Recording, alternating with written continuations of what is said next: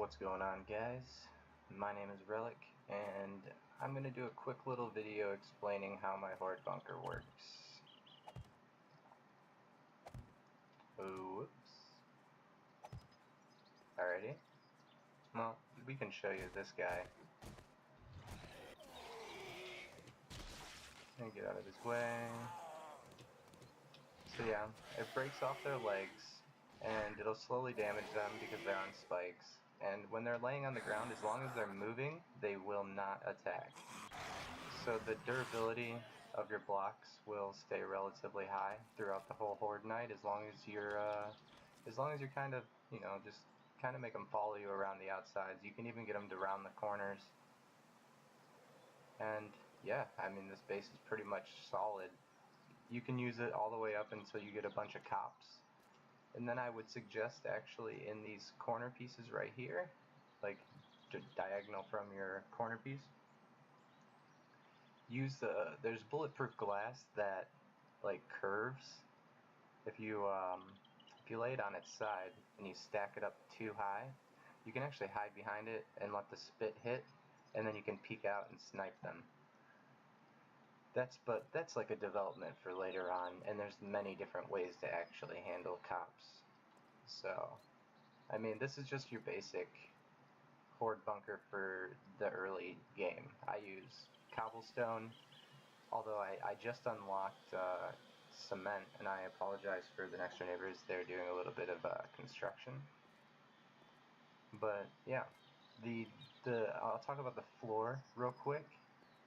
The floor is actually from here, from each corner pole is the whole floor. The dimensions for this are 11 by 11, so 11 that way and then 11 that way. There's 9 poles.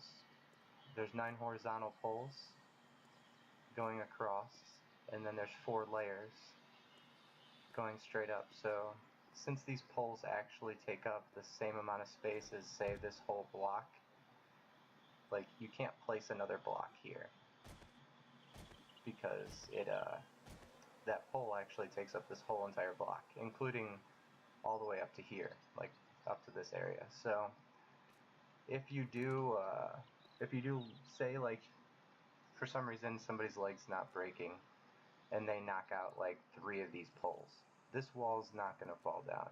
You'll still be fine because they're all supporting each other.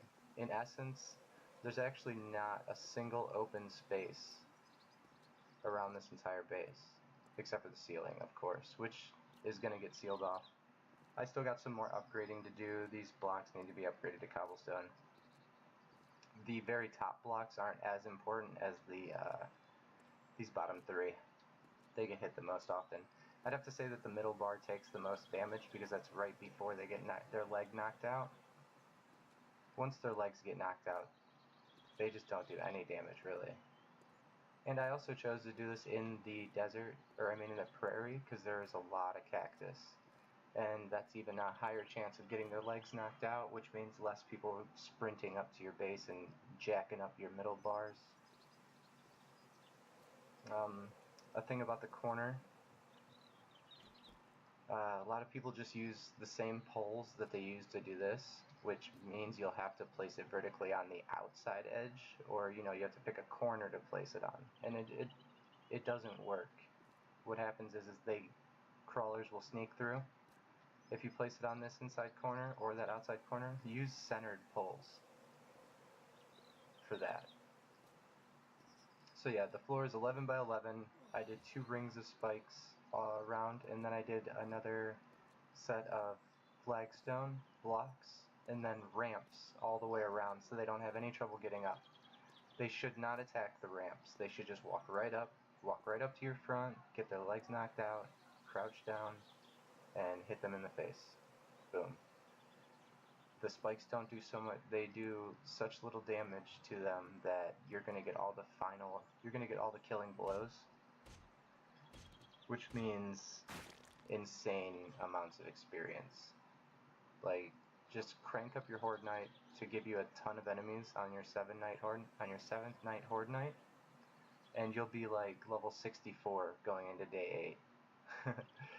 Alright, maybe not that big, maybe not that dramatic, but it'll be a hell of a boost to your levels, and it'll really get your game going interesting really fast, especially if you can manage not to die, which I don't think I've died yet. I can just check real quick, huh? Yeah, 0 deaths, 202 zombie kills. It looks like I'm a little bit hungry. So yeah, all of these things will contribute to your game stage. Game stage. My game stage is currently only 45, which means, hey, it's not going to be that it's not going to be that challenging of a Horde night. But there should, a quick way to increase your game stage is to just kill things. So don't worry about your first Horde night. Kind of just focus on getting all those finishing blows and make sure you're getting all the experience you can possibly get. My best advice to you guys is to ignore the loot. The zombies don't drop shit anymore. They used to. They used to be like the main source of loot. But now, you just hit up the trader. Just go to the trader, buy all your loot from the trader. Just focus on crafting items that stack in high quantities, or yeah, quantity. Because get something that sells moderately good, that stacks in a really high quantity, because he'll buy 3 stacks of each thing that you sell him. So it's not necessarily the price of the item by itself, it's the stack of items. So like a stack of machete blades on PC, they sell for a ton. You can get enough money to buy literally whatever tool and armor piece you want before the 7-night Horde is up. If you just, well, maybe not machete blades because that's later on, but there's a lot of other things you can make.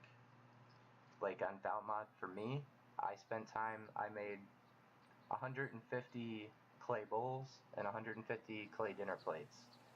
They only sell for 500 something a stack, but since I had 6 stacks, that's 500 times 6. That's 3 grand right there. And that was enough to buy me that 539 wrench and that 475 claw hammer with freaking plates. All it took to make was clay. I wasted nothing except for a little bit of time, and I literally just bought my way into power.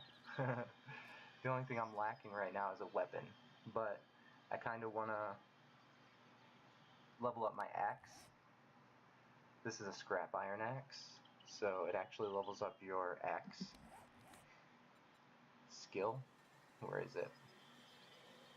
Must be back. Axes, I see. 10. So what I'm going for is I'm going to try and boost this up to level 50 and get the combat axe, and I'm just going to use axes. And I'm going to boost up lumberjack, which gives you, it's basically the miner 69er of axes now. They separated it. But they also, the reason why they separated it is because now axes are gathering and damage. So they needed to, because Miner 69er, it doesn't add any extra entity damage. It just adds block damage, I'm pretty sure. We can just check. Well, I mean, that it might be different in the main game, but I'm pretty sure it's just harvest amount and block damage and stamina. Stamina degradation. Oh, well, that's Miner's TNT. I didn't actually look at what you unlock. That's for the next level.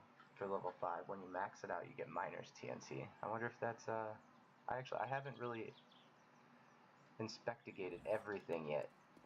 So, but either way, sorry, I got a little off track. This is the Horde bunker, that's how it works. It literally makes the game easy mode. It's a good way to boost up your game score or game stage without dying, because it's very, very, very, very, very, very safe. The only thing I could actually probably warn you guys about is spider zombies. If you're a little bit further into your Horde nights, I mean, you can do it. You can, from the outside it's easier. You just place a block up here and you basically do a ring around your roof with just, I mean, it doesn't even matter what kind of block it is. As long as there's no police officers that are going to do explosive damage, just, like, say it's like your second Horde Night, your day 14 Horde Night, just go ahead and just put a ring of wooden frames around it on the outside. Spider zombies cannot attack straight up while they're climbing up. So if there's an overhang, they fall back down to the ground, and then they do this thing where they just like climb up, fall down, climb up, fall down. It makes it to where they can almost like never attack too, or at least you'll kill them before they start focusing on a wall. But yeah, I mean, this is it. This is pretty much how you can remain safe and give yourself a lot of room. I see a lot of people making these very, very small, and what that does is it becomes harder and harder and harder to manage big groups of zombies. You want to be able to drag them. So if your spike's right here, like about to break, drag them to this corner and then run down this corner. They'll turn that wall and then run down these spikes. I've had them run around the entire base when they're irradiated because it wasn't breaking their legs, and I needed to do more damage to them, so I was like reloading my shotgun, running around the wall, just kiting them. You got to use use the area that you're building in to your advantage. So like, make sure you build by something that can help you out. Cactuses are amazing. If they come from that direction, half of them would be crawlers before they get to my base, which means 0 damage to my base, which is good. It's good early game. Later you can manipulate this into almost anything you want. You can remove the spikes, add more ground. You can remove these walls and make them solid walls if you want to go into like a trap-based system later on. I mean, this is pretty much the safest way to handle your Horde Nights and also get the most experience possible from them. So before my character starves and dehydrates to death, I'm going to go ahead and end the video, and hopefully some of those tips helped you guys out if you're trying to figure out how to build these. Just 11 by 11, there's 9 of these across, stacked 4 high on each wall. I know it's a lot of poles. And then, yeah, I don't remember if I just said this or not, but centered flagstone poles going straight up. I do it 4 high because it helps when you create your ceiling that the spider zombies don't just, you know, like the regular zombies will just attack it if it's only 3 high. But yeah, that's it. Eventually add a ceiling, maybe add an overhang with some bars, so that way you can really kite them even better. I mean, yeah, evolve it however you guys see fit. The better, if you want to upgrade your way into this base, I would suggest going underground. Dig 10 spaces down, and then like 5 spaces in one direction, and then 10 spaces back straight up. It's not that hard to do. It takes literally no time at all, and it creates a very, very safe way of getting in and out without the zombies, without like zombies being able to follow you. If you're running from a zombie and your hatch is flush with the ground, it doesn't like stick up, or make it to where there's like the safest way. I see a lot of people like building a hatch and then building like a dome over it, because they're like, oh, I don't want anything to get in. But that actually, what that does is it creates something for the zombies to get stuck on. Like, so say the hatch is in the center and people like to build up and cover it up and create like a doorway into it. Just don't do that. Just create the hatch and make sure that when you walk over it, you don't get hung up on it. You don't get stuck on it. Because even if the zombies see you open it and go down and then close it, they will not attack straight down. They'll just walk over it and follow you underground. They'll be like, if he's here, he'll walk in a circle right here. If you go all the way underground over to your base, they'll walk right up to your base when you come upstairs, and you will be able to mess their faces up. But either way, I think you guys get it by now. I'm just beating a dead horse, so have a good one.